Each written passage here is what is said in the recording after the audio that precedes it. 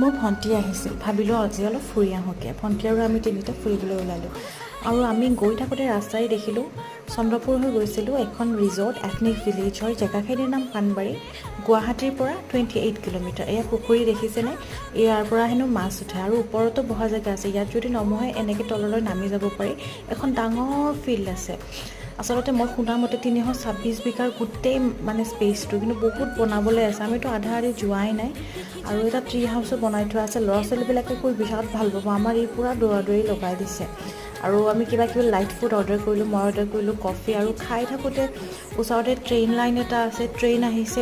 ইমান বেছি ধুনীয়া পৰিৱেশ ন, পিয়'ৰ নেচাৰেল পৰিৱেশ। তাতে আকৌ এনেকুৱা কি যে ক'ম, আপোনালোকে যদি গুৱাহাটীৰ ওচৰে পাঁজৰে কোনোবা আছে এবাৰ যাবচোন, খুব ভাল পাব। ৰাস্তাৰ ওচৰতে হয় এথনিক ভিলেজ আৰু এনেকৈ বহা জেগাও বহুত আছে। আমি অকণমান টাইম স্পেণ্ড কৰি ঘৰলৈ উভতিলোঁ আৰু দেখিছেনে মোক ক'ৰবাত ফুল দিছে। আশা কৰি